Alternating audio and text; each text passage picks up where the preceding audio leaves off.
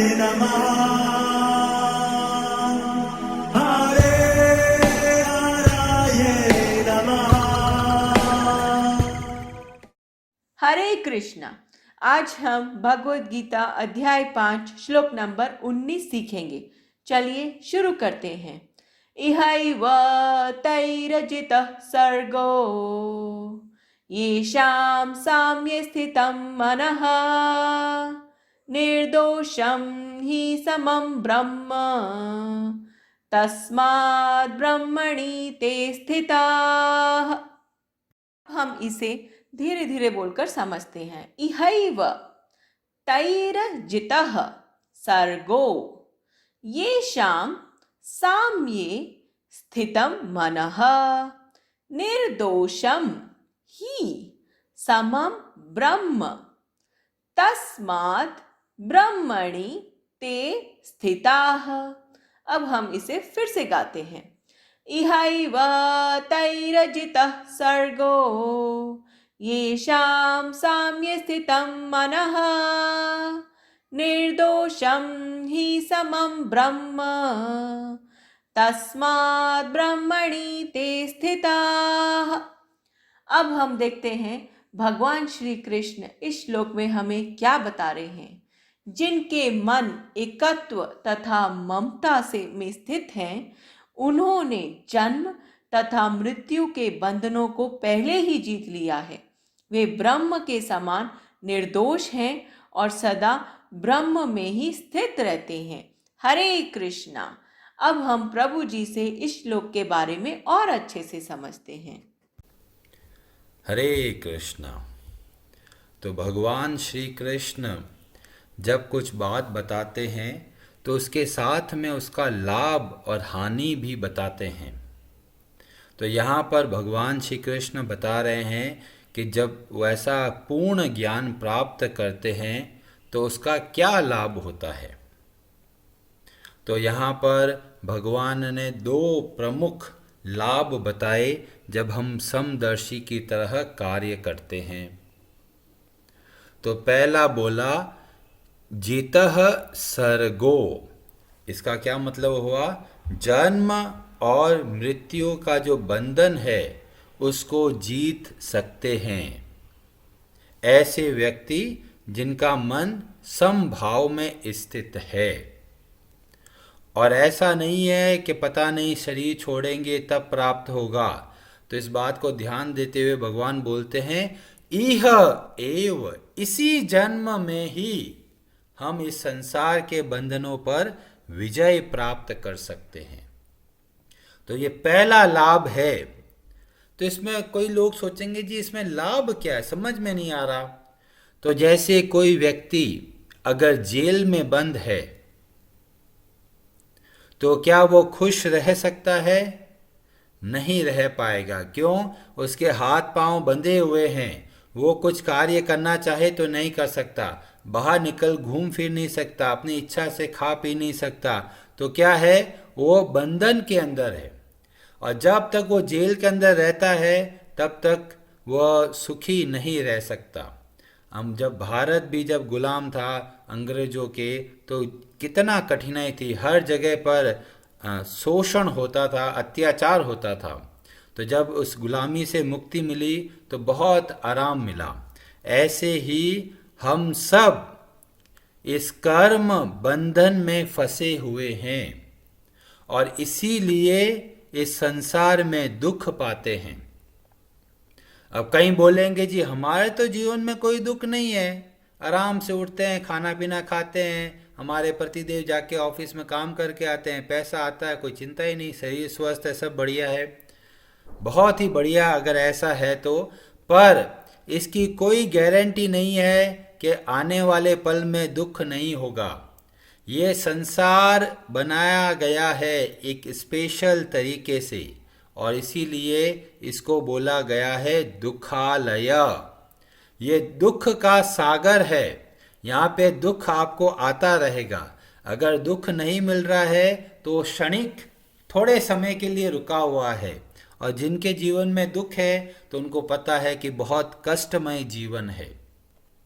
तो भगवान बोल रहे हैं जीवित अवस्था में ही हम इस कर्म बंधन को त्याग कर पाएंगे। ये बहुत बड़ा लाभ है जब हम भगवत गीता के ज्ञान को समझते हैं और अपने जीवन में उतारते हैं।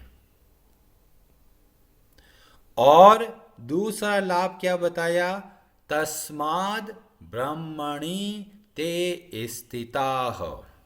तो हमारा व्यवहार कैसा हो जाता है? भगवान श्री कृष्ण के सदृश। इसका क्या मतलब हुआ? क्योंकि भगवान कैसे हैं? निर्दोष और समभाव रखने वाले हैं। जब कोई व्यक्ति इस तरह का आचरण करता है तो वह भी परमात्मा की तरह, भगवान की तरह कार्य करते हैं।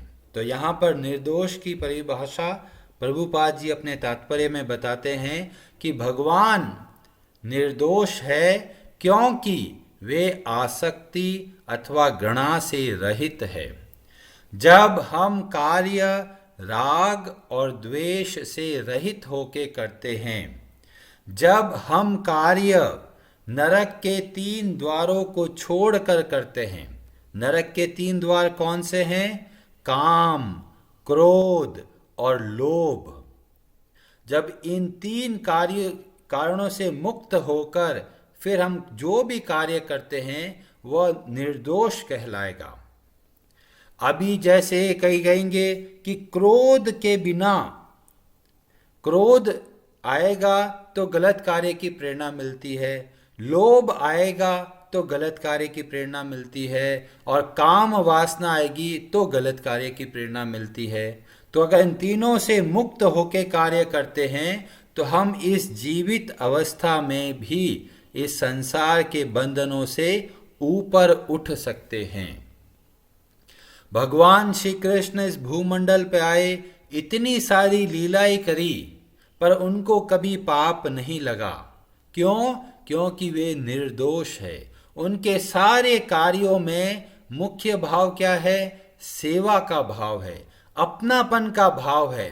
और इसीलिए भगवान लीला करते हैं ताकि हमें प्रेरणा मिले कि संसार में कैसे रहना है और संसार के आगे कहाँ जाना है। और अगर भक्त भी इस तरह से कार्य करे तो वह भी कर्मों के बंधन से मुक्त रहकर कार्य करते हैं। कल हमने कथा बताई थी नल कुबेर और मणिग्रीव के बारे में। तो नारद मुनि ने श्राप दिया, ऐसा लगेगा कि अरे ये तो क्रोध कर रहे हैं, भक्तों को तो क्रोध नहीं करना चाहिए ना। पर वास्तव में देखा जाए उनके क्रोध के भीतर क्या था? अनुग्रह अर्थाय, उनके ऊपर दया के भाव से उन्होंने क्रोध किया। और इसलिए नारद मुनि को किसी तरह का बंधन नहीं हुआ। पर जो व्यक्ति केवल अपने सुख भोग की इच्छा करता है और अगर वो सुख भोग नहीं मिलते तो क्रोध उत्पन्न होता है। ऐसा क्रोध खुद को भी जलाता है और आसपास लोगों को भी जलाता है। तो जब भगवान कार्य करते हैं तो इस बात को ध्यान रखते हैं कि वो समान भाव में कार्य करते। अब ये समान भाव क्या है? तो समान भाव में हमें इस बात का ध्यान रखना है कि हम कौन है और हम किसके लिए कार्य कर रहे हैं। जब समस्त प्राणियों को भगवान का अंश समझकर यथासंभव सेवा करते हैं, जैसे कि नारद जी ने क्रोध करके सेवा करी, ऐसे ही हमारा प्रयत्न होना चाहिए कि अन्य लोगों को कैसे भगवान से जोड़े। जब इस तरह का कार्य करते हैं तो हम संसार के कोई भी पाप कर्मों में नहीं बंध सकते। ये अर्जुन का मुख्य प्रश्न था कि मैं युद्ध करूंगा तो मेरे को पाप लगेगा। भगवान ऐसा तरीका बता रहे हैं कि युद्ध करो पर फिर भी पाप नहीं लगेगा। और यही बात हम सब के लिए लागू होती है। आप अपना जो जो कार्य करते हो वो करते रहिए। आपको हिमालय जाने की जरूरत नहीं है। आपके हाथ में जो काम काज है, व्यापार करते हो व्यापार कीजिए, ऑफिस का काम है, जॉब का काम है, गवर्नमेंट काम है, जो काम है आप कीजिए। पर जब हम इस तरह से कार्य करते हैं तब इस संसार में रहते हुए भी किसी प्रकार का बंधन में नहीं फंस सकते। और ये वास्तव में भगवान श्री कृष्ण की बहुत बड़ी कृपा है कि उन्होंने इस तरह का ज्ञान हमें प्रदान करने की व्यवस्था करी है। और समभाव भगवान जगह जगह पे बोलते हैं, बहुत जगह पर बोला है। जैसे शुरू में दूसरे अध्याय में ही बोल दिया, क्या बोला? योगस्थः कुरु कर्माणि, योग में स्थित होके कार्य करो। संगम त्यक्त्वा धनंजय, सिद्धये असिद्धयो समो भूत्वा समत्वम योग उच्यते। जब हम समभाव में रह के कार्य करते हैं, अभी समभाव कैसे आएगा? तो भगवान ने बोल दिया था तद बुद्धय तत्परायणः। जब हम अपने सारे कार्य भगवान की सेवा समझ के करते हैं तब हमारा मन समभाव में स्थित हो सकता है, हम समदर्शी बन सकते हैं। अब कई लोग बोलेंगे अब हमें कैसे पता चलेगा कि हम समदर्शी बन गए हैं? तो भगवान बोलते हैं उसके लक्षण है। उन लक्षणों के आधार पर हम पता कर सकते हैं कि हम कितना समदर्शी बने हैं, नहीं तो हमें पता ही नहीं चलेगा ना। तो उसका सारा वर्णन, लक्षणों का वर्णन हमें आने वाले श्लोकों में मिलेगा। और यहाँ पर एक बहुत प्रमुख बात भगवान श्री कृष्ण बोलते हैं कि भगवान जो है वो निर्दोष है, उनके अंदर कोई दोष नहीं है, उनके अंदर कोई कमी नहीं है। अगर कोई व्यक्ति भगवान श्री कृष्ण के रास लीला पर प्रश्न उठाता है, उनके चरित्र को छोटा समझता है, तो वास्तव में वो व्यक्ति अपना स्वयं के हृदय में जो काम वासना है वह दिखाता है। भगवान के अंदर किसी तरह का दोष नहीं है, वो कोई भोग और आसक्ति से रहकर कार्य नहीं करते, उनका सारा कार्य केवल दया के भाव में है। भगवान को यहाँ लीला करने की क्या आवश्यकता है? भगवान को लोग नचा रहे हैं, गोपियाँ थोड़ा सा छाछ लेके आती है, नाचोगे तो नाचते हैं।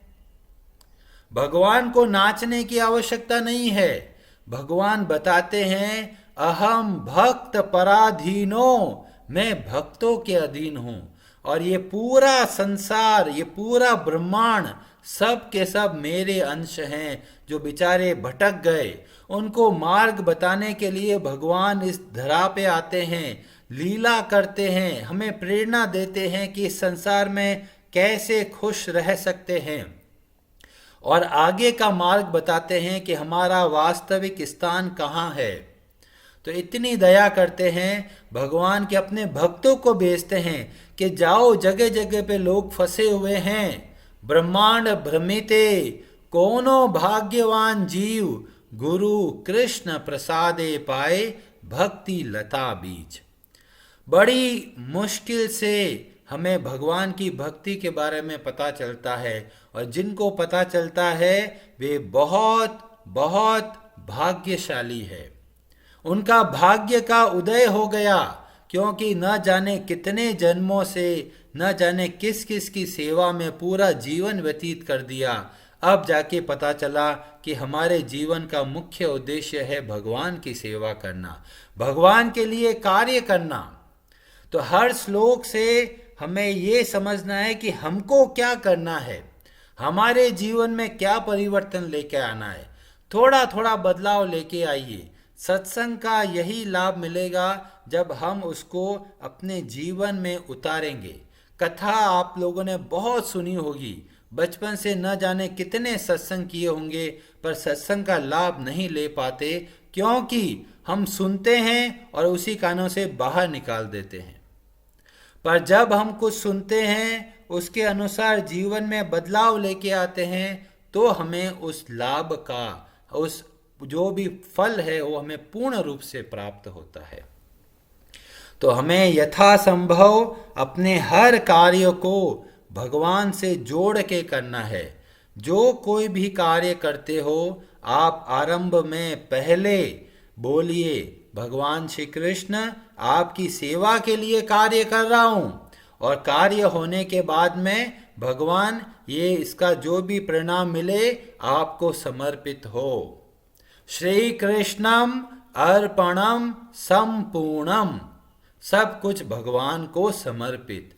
केवल ऐसा बोलते बोलते ही हमारे सारे कार्य बहुत अद्भुत बन जाएंगे।